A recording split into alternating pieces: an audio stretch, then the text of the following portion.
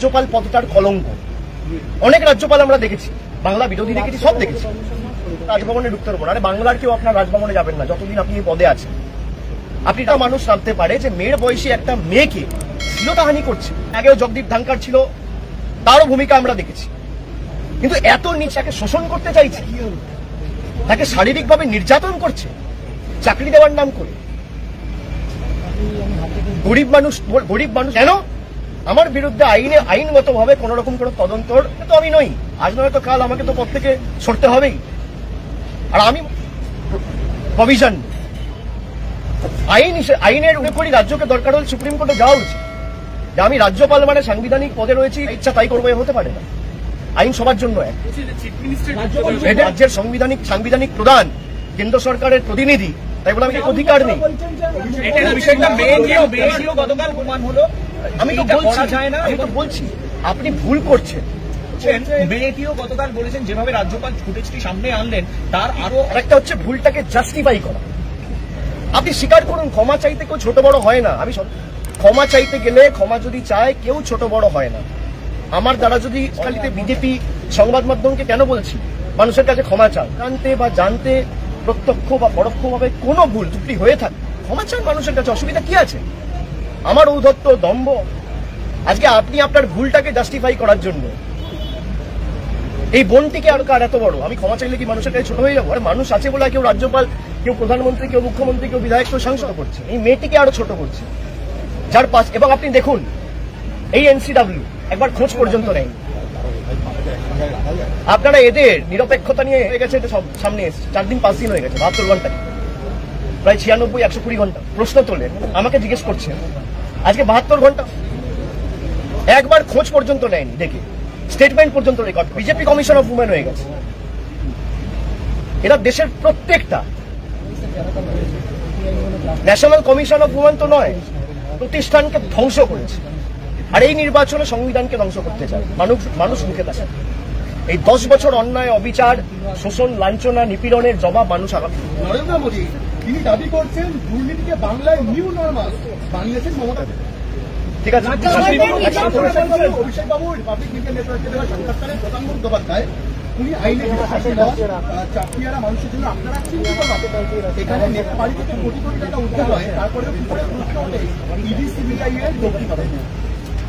আপনার যে সঞ্চালক দুদিন আগে গিয়ে দেশের সব থেকে দুর্নীতিগ্রস্ত নেতা বলেছে, তাকে পাশে বসিয়ে এনডিএ এর উপমুখ্যমন্ত্রী করে তার নামে সাক্ষাৎকার নিয়েছে, সে যদি পাল্টা প্রশ্ন করত যে অজিত পাওয়ারকে নরেন্দ্র মোদী চাইতো তাহলে আমি বেশি খুশি।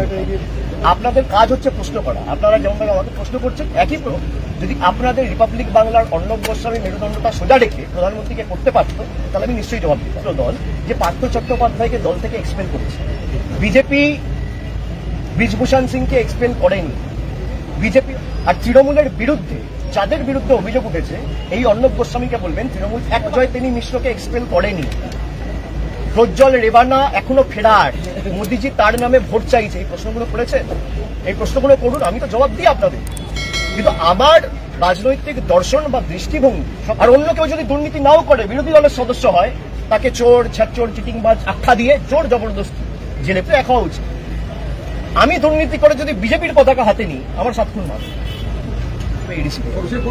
আজকে সন্দেশখালী তো প্রমাণ করে দিয়েছে, এর থেকে বেশি তো আর কিছু বলার নেই। সন্দেশখালী যারা বলেন এটা আপনাদের ভোট ব্যাংক বাঁচানোর লড়াই।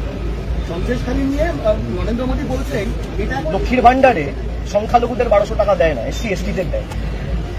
নরেন্দ্র মোদী কি বলছে, এসসি এসটিদের ভোট ব্যাংক বাঁচানোর লড়াই। আমরা ভোট ব্যাংকের রাজনীতি করি না, তার কারণ মমতা ব্যানার্জি লক্ষ্মীর ভান্ডার দেয়, তৃণমূলের ভোট ব্যাংক বলছে, এবং সেটা বারণ করতে বলছে, সেটা বন্ধ করতে বলছে। যদি বন্ধ করতে বলে আমরা করে দেবো, উনি লিখিত প্রকাশ করুন মায়েদের। আর তপশিলি জাতি উপজাতি তালিকাভুক্ত যারা, তাদেরকে দিয়েছি 1000। তাহলে এটা কি ভোট ব্যাংক পলিটিক্স? হচ্ছে ব্যাখ্যা তিনি লিখিত দিন। আমরা 500 টাকা দিয়েছি এতদিন লক্ষ্মীর ভান্ডার, সাধারণ শ্রেণীর ভোট ব্যাংকটা কে? তপশিলি জাতি উপজাতি।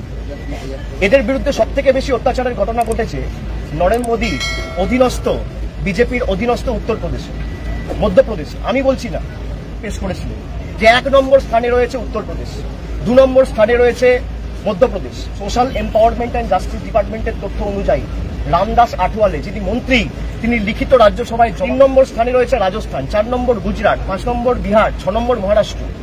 উত্তরপ্রদেশে 1 বছরে তপশিলি জাতি উপজাতিদের উপর এমন অত্যাচারের ঘটনা 13,000, আর বাংলায় সেটা 108। আপনারা 1 ঘন্টা শো করুন না, প্রধানমন্ত্রীকে আসতে বলুন, বিজেপির কোনো নেতাকে। ছিল তখন বলছে যে সব বিজেপি দল সব নিয়ে আমরা আর তৃণমূলের প্রতিনিধি যাবে, দুধ কা দুধ পানি কা পানি।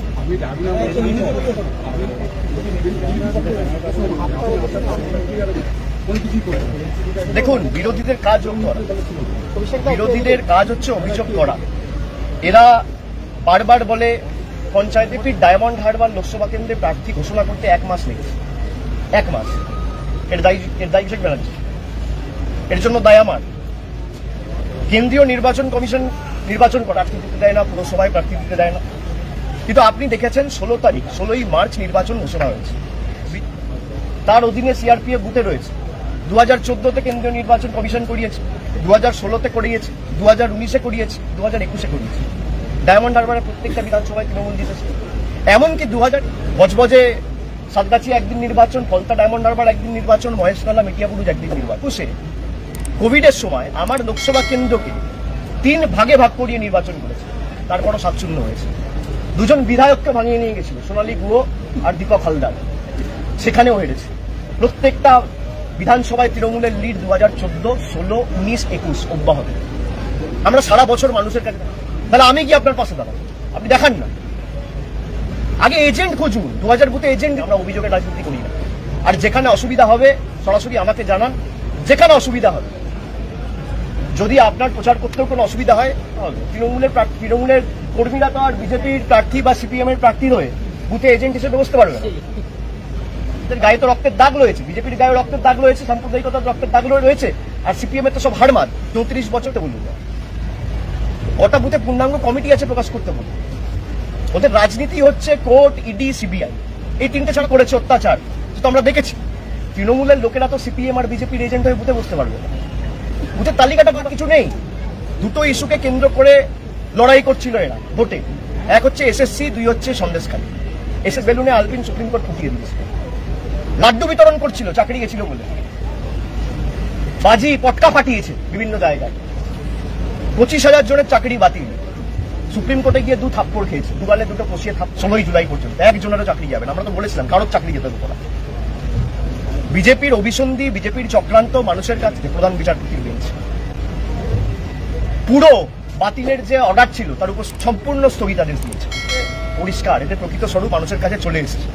আমার বিরুদ্ধে অভিযোগ না করে ওনাদের বলুন খালি নির্বাচনের পরিযায়ী আর বসন্তের উকিল না হয়ে সারা বছর মানুষের কাছে থাকে। এই অভিযোগগুলো করার দরকার হবে। আমরা আগে থেকে শুরু করে প্রেস মিডিয়ার অফিস জ্বালিয়ে দেওয়া হয়েছে। আমরা লড়াই করি, বিভিন্ন জায়গায় লড়তে গেছি। আমরা ত্রিপুরায় গেছি, আমাদের গাড়ি ভেঙে দেওয়া হয়েছে।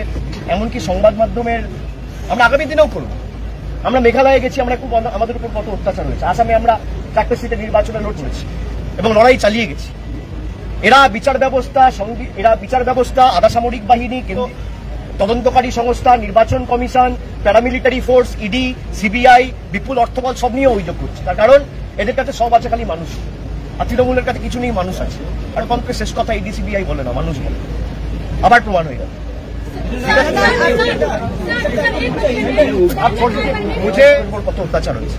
আমরা খালি অভিযোগ করি, যতটা পেরেছি আমাদের সীমাবদ্ধ সামর্থ্য অনুযায়ী মানুষের পাশে দাঁড়িয়েছি।